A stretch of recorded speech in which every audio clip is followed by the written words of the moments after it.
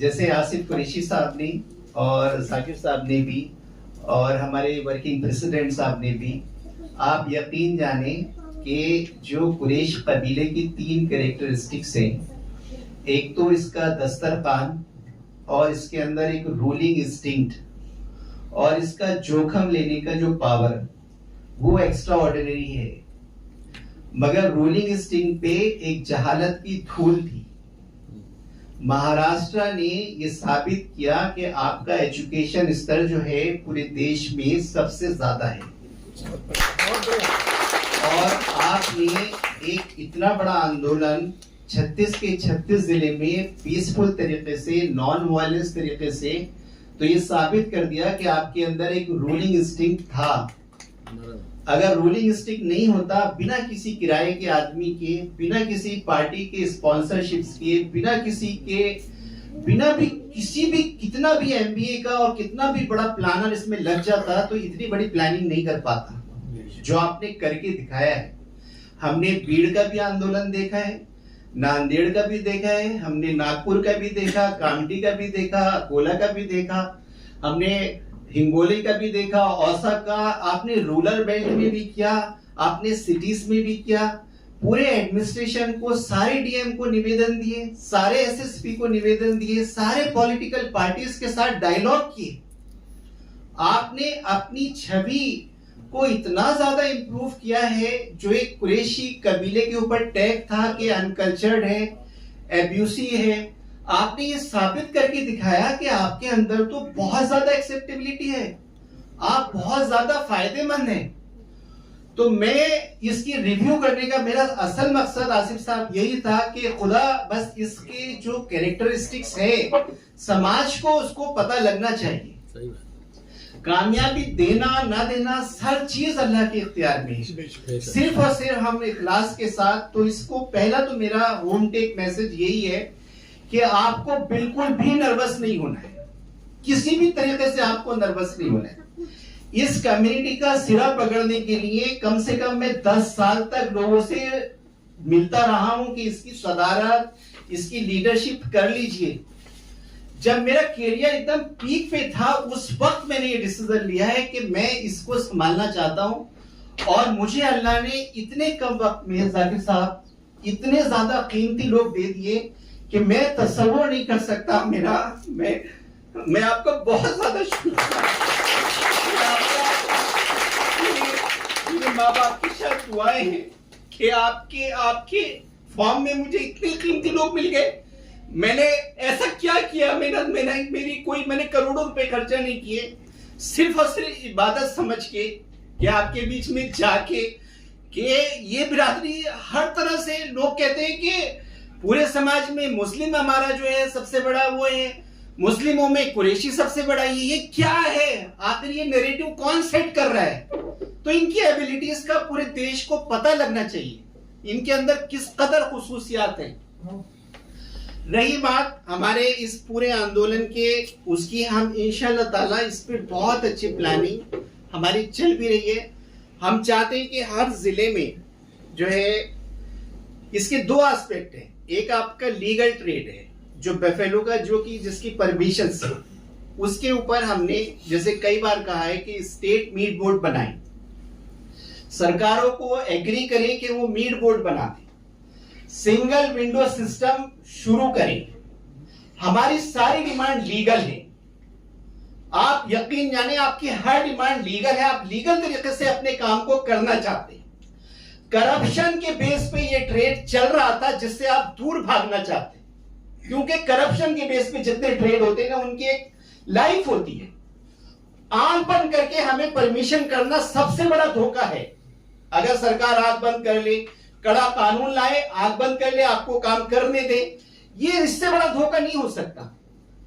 आप जो भी चीज जो है, हमें जो कुछ भी मांगना है, लीगल फ्रेमवर्क क्या मांग रहे, हम क्या मांग रहे, आप सारे तालुका में कम से कम, चलो बड़े स्लाउटर हाउस बनाने में परेशानी है, तो हम कम से कम 10 जानवर से कम हर तालुका में एक स्लाउटर हाउस दे सकते हैं।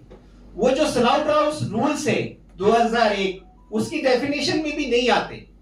स्लाउटर हाउस की डेफिनेशन में अबव द 10 एनिमल्स का स्लाउटरिंग अगर करते हैं तो आता है। तो तालुका में जो है आप हम छोटे छोटे स्लॉटर हाउस के लिए डिमांड कर सकते हैं। हम क्या मांग रहे हैं कि हमारे जितने भी कैटल ट्रेडर्स करते हैं उनकी पूरी सिक्योरिटी हो, उनको कोई भी परेशानी नहीं आनी चाहिए। कोई गलत चीज मांग रहे हैं क्या? जो आपने बुद्धिजीवियों को, जो आपने रिप्रेजेंटेशन दिए हैं, जितने पार्टीज के लोग मिले हैं, जितने डीएम आपको मिले हैं, जितने एसएसपी मिले हैं, अगर आपके निवेदनों में उसका बड़ा सकारात्मक एटीट्यूड है, आप उन निवेदनों को फॉलो जरूर करते रहेंगे, छोड़ेंगे नहीं अपनी कोशिश।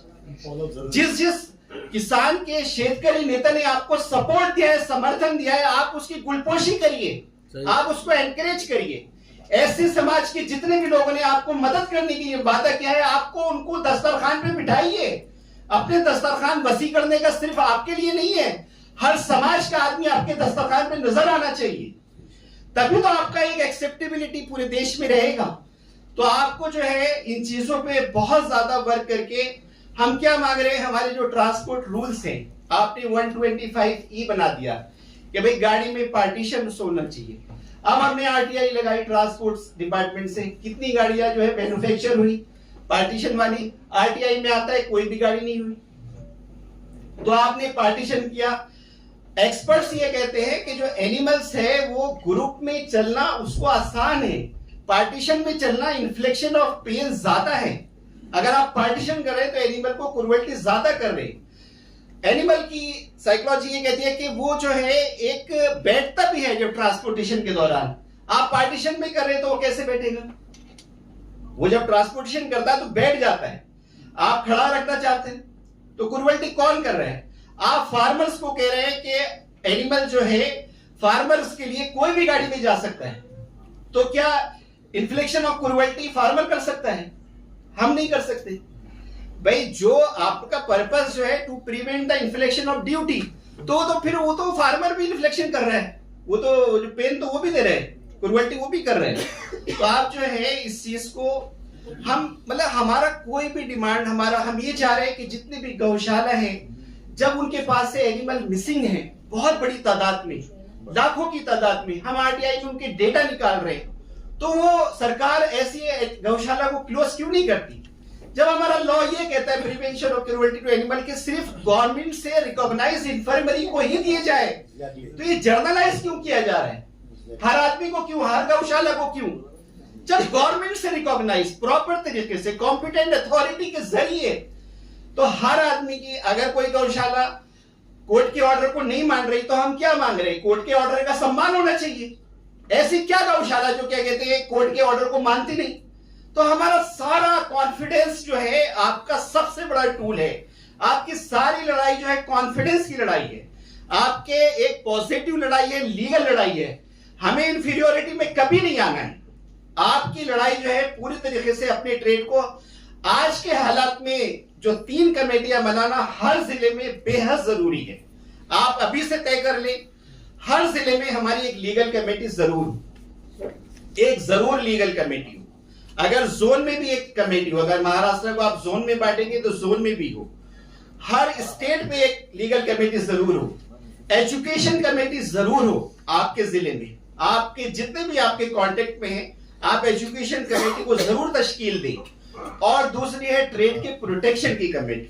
तो कम से कम ये 3 कमेटियां तो आप जरूर मतलब विद इन ए वीक आप तलाश करके 10-12 लॉयर तो आपके होंगे जरूर आपके जिले में, उनकी कमेटी तश्कील करिए। सोशल वर्कर जरूर होंगे, आरटीआई एक्टिविस्ट जरूर होंगे, विसिल ब्लोअर जरूर होंगे। और हमारे समाज में जैसे अब जाकिर साहब हैं, ऐसे गजाला आपा जी हैं, आपको पता नहीं है हमें कितने लोग सपोर्ट कर रहे हैं।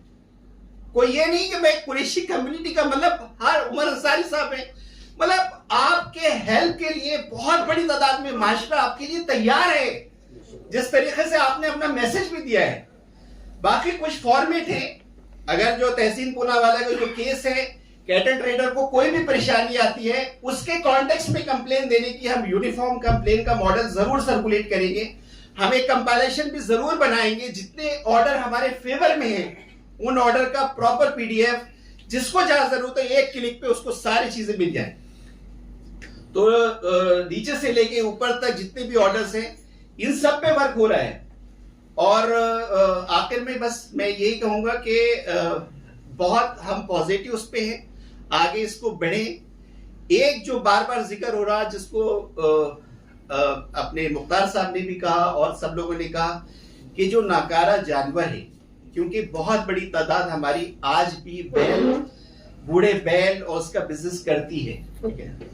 तो वो दो उसके एस्पेक्ट है, एक तो एक सेंटिमेंटल एस्पेक्ट है, जो गवर्नमेंट का मंशा है उसको खुश करने का एक एस्पेक्ट है, एक एस्पेक्ट आपका लीगल है उसके अंदर। सुप्रीम कोर्ट ने 1956 से लेके 2005 तक नाकारा जानवर की स्लाउटरिंग की इजाजत दे रखी है।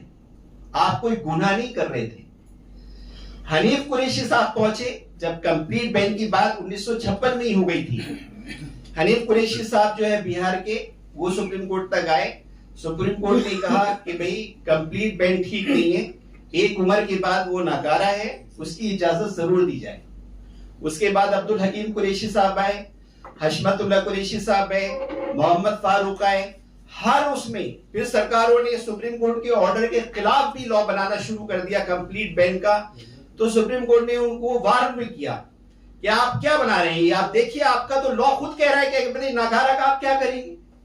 तो वो जो एक लड़ाई है, मगर चूंकि हम एक लॉ बेंडिंग है, हम एक कानून को मानने वाले हैं, अगर बैन कर रखा है तो हम बैन रखेंगे। लीगल लड़ाई लड़ रही है, सरकार के जरिए जो है, जो कोर्ट के जरिए इसकी लीगल स्क्रूटनी करिए। आप लीगल स्क्रूटनी का आपको हक है और उस हक को लॉजिकल एंड तक हमने पहुंचाना चाहिए, उसमें हमने कोई कोताही नहीं करनी चाहिए। उसमें इस वक्त जो डेटा आ रहे हैं, जिस तरीके से आसिफ कुरैशी साहब और उमर अंसारी साहब को मैं कॉन्ग्रेचुलेट करना चाहता हूं कि इनका ये अभय तिप्सी वाला जो ऑर्डर है 22/4/2025 का, ये एक उम्मीद की किरण है। ये ऑर्डर जो है पूरे देश के लिए उम्मीद की किरण है।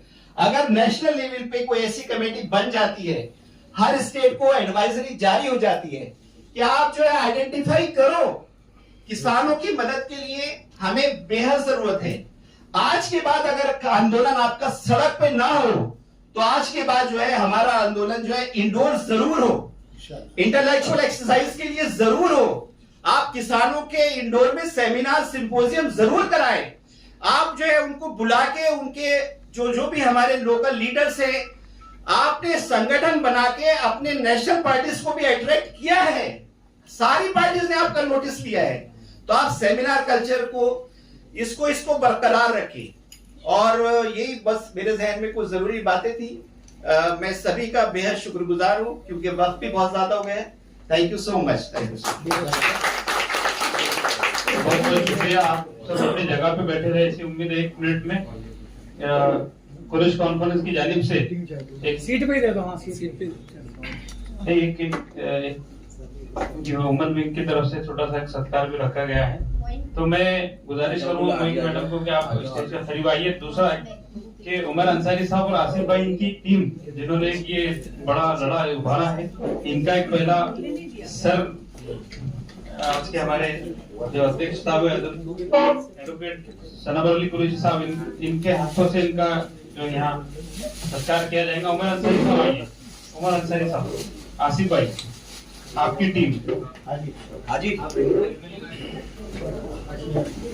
इसके बाद हिंगोली से जो टीम आई हुई है वो तैयार है।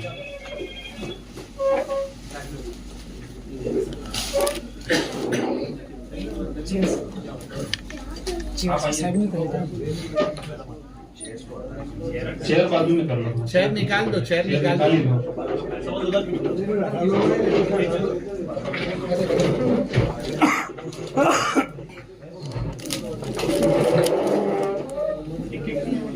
एप्रिसिएशन का जो प्रमाण पत्र है वो भी आइए। उमर साहब आइए। आप आ जाओ। आसिफ भाई आइए। पूरी टीम आसिफ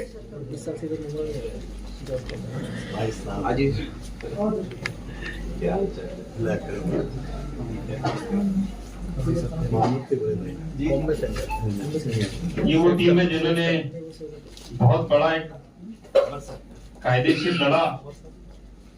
उमर अंसारी साहब रिप्रेजेंटेटिव की तरफ से, उनकी टीम की तरफ से आप साथ में वक्त की नजाकत को देखते हुए एक एक टीम, हिंगोली वाली टीम रेडी रहे इसके बाद, हिंगोली जिला आइए। चले जाओ भाई।